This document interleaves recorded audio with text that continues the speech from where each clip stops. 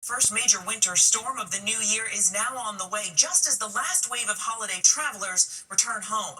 Ahead of that storm, a fast-moving round of lake-effect snow, multiple wrecks on I-81 near Pulaski, New York.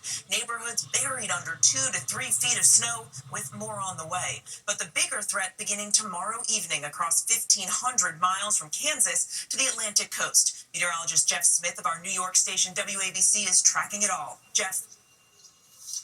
And Mary, first of all, that lake effect snow will continue into the weekend, depositing 2 to 3 feet in spots. We even have a couple of snow showers from Maryland to South Jersey this evening, but it's all a precursor to this first major winter storm of 2025 that'll be developing over the plains Saturday night and then kind of streaking east along the I-70 corridor during the day on Sunday. A wide swath of 4 to 10 inches of snow, Kansas, Missouri, Illinois, into parts of, say, Indiana, Kentucky. Severe storms to the south on Sunday. Houston, New Orleans, all the way up to Memphis, the possibility of tornadoes. This all reaches the East Coast by Monday morning. It's a tricky morning commute. Washington, D.C. up to Baltimore, up to Philadelphia, potentially several inches of snow in all of those cities. Icy conditions, Virginia, North Carolina, and then behind it, we'll call it a pocket of the polar vortex diving off to the south. Sub-zero wind chills in this bitter Arctic chill will continue into the middle part of the month. Mary?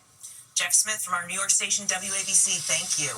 Next tonight, President-elect Trump ordered to appear in court for sentencing related to the hush money payments he made ahead of the 2016 election, just 10 days before he's set to be sworn in as president. The judge refusing to throw out his felony convictions, but saying under the circumstances he would spare Trump time in jail. But the judge is blasting Trump for his lack of respect for judges, juries, and, quote, the justice system as a whole. ABC senior investigative correspondent Aaron Katersky outside the courthouse tonight. Tonight, Donald Trump is due in a Manhattan courtroom to be sentenced 10 days before he's sworn in as the next president of the United States. In a surprise order, Judge Juan Merchan ordering Trump to appear in person or virtually January 10th, 1 week from today. Trump was convicted in May of 34 felony counts of falsifying business records related to a 2016 hush payment to porn star Stormy Daniels. The judge called it premeditated and continuous deception by the leader of the free world. But Trump, who stood trial during the campaign, repeatedly trashed the case. Nothing like this has ever happened before. There's never been anything like it. This is an outrage that this case was brought. The judge sharply criticizing Trump's behavior during the trial, calling out his disdain for the third branch of government and his lack of respect for judges, juries, grand juries, and the justice system as a whole. Trump's lawyers have argued sentencing the president-elect would pose unconstitutional burdens on his ability to run the country, and tonight they're pledging to ask an appeals court to stop the sentencing. Trump's criminal conviction carried the possibility of 4 years behind bars, but the judge said that is no longer a practicable recommendation. He will spare Trump jail time and instead sentence him to an unconditional discharge. So let's get right to Aaron Katersky at the courthouse here in New York. So, Aaron, what does this sentence, this unconditional discharge, mean for Trump? It would effectively be a mark on his record, Mary. The judge said he wanted to balance the sanctity of the jury's verdict with the duties of the president. So while Trump would face no real punishment, the stain of a criminal conviction would remain. Mary? Okay, Aaron, thank you. Now to Capitol Hill and the dramatic first day of the 119th Congress. Mike Johnson appearing to lose the first vote to remain Speaker of the House, but ultimately putting down a conservative revolt with some behind-the-scenes help from the president-elect. ABC's Jay O'Brien is on the Hill.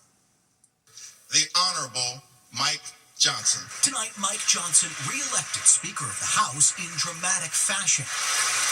Heading into the chamber today, Johnson could only afford to lose the support of one Republican. Thomas Massie of Kentucky already making it clear he was a firm no. What does it say if you lose on the first ballot, Mr. Speaker? It says nothing. It's part of the process. But the Speaker did have the support of President-elect Donald Trump, who said a win for Johnson would be a big affirmation for his presidency and a big win for the Republican Party. At least 17 Republicans, though, on the fence, despite Trump's endorsement. Just before 1 p.m., the clerk calling the roll. Massie, as expected, voting against the Speaker. Massey. Tom Emmer. Then Republicans Ralph Norman of South Carolina and Keith Self following suit. Self. Johnson appearing to not have enough votes, huddling with supporters. The Speaker then making a personal appeal, taking Keith Self to a private room off the House floor. other Republicans working the phones, including President-elect Trump, who we've learned directly spoke with the two key Republicans, urging them to get in line and back Johnson. Self telling us they had a lively discussion. The speaker then returning to the floor, shaking hands, and then, in a remarkable turn of events, Mr. Norman Johnson. the holdouts changing their votes, re-electing Johnson. Mr. Self Johnson. Congressman Norman saying Trump asked why he voted against Johnson. We needed to impress on Mike Johnson that we're serious about budget, we're serious about the border, we're serious, and is he going to fight? Was taking another hour in here worth it? Absolutely. I would do it all over again. And Mary, tonight, Donald Trump celebrating what he said was an unprecedented show of support for Johnson. But despite holding on to his gavel, the speaker still has a razor-thin House Republican majority and hardliners in his own party watching closely as he tries to deliver on Trump's ambitious agenda. Mary? Yeah, those divisions in the party still remain. Jay, thank you. Now to the new warning from the U.S. Surgeon General about the link between cancer and alcohol. Health officials calling for alcoholic beverages to carry new warning labels like those on cigarettes. Here's ABC's Diane Macedo. Tonight, the U.S. Surgeon General is calling for new labels on alcoholic beverages, warning every American who drinks of a potential cancer risk. The evidence has been building for years about the connection between alcohol and cancer risk. It's been nearly 4 decades since labels were added to beer, wine, and liquor, warning of the danger for pregnant women and drivers. But moderate drinking, 1 drink a day for women and 2 for men, has long been considered safe. People did say, hey, a couple glasses a day might be okay, alcohol in moderation, no big deal, but the research is changing. Newer research shows alcohol raises the risk of at least 7 cancers, including liver, breast, and esophageal. And the Health and Human Services Department says alcohol contributes to 100,000 cancer cases and 20,000 related deaths every year. My message to individuals is just to recognize that when it comes to alcohol and cancer risk, less drinking means less cancer risk. Still, some question whether changing the labels would change drinking habits. It might make people stop and, take a second thought about it. Just like cigarettes, it's not going to stop everybody from smoking. It's not going to stop everybody from drinking. The incoming Trump administration has not said whether a new Surgeon General would support updating the warning labels. And any new label would require approval from Congress, which could be an uphill battle. The beverage industry spends tens of millions of dollars every year lobbying Congress, Mary. Diane Macedo with a wake-up call from the Surgeon General tonight. Thank you. Ceremonies to honor former President Jimmy Carter begin tomorrow morning. A motorcade will carry him through his hometown of Plains, Georgia, to the Carter Center in Atlanta, where he will lie in repose. On Tuesday, he will lie in state at the U.S. Capitol until his state funeral at the Washington National Cathedral on Thursday. Former President Carter will be buried back in Plains alongside Rosalind, his wife of 77 years. ABC News will carry live coverage celebrating Jimmy Carter's life and legacy. Join us tomorrow morning right here on ABC.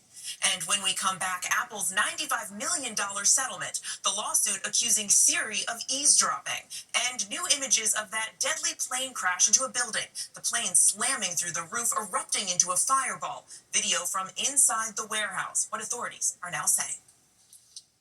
Calling for an immediate return to the airport. And when we come back, Apple agreeing to a $95 million settlement, Siri accused of eavesdropping. To the index tonight, Apple settling a $95 million lawsuit over claims the voice-activated assistant, Siri, violated users' privacy.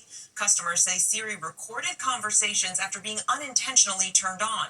That information allegedly shared with third parties, including advertisers. Users could receive $20 for up to 5 Siri-enabled devices. Apple denies any wrongdoing in agreeing to the settlement, which is awaiting a judge's approval. And when we come back,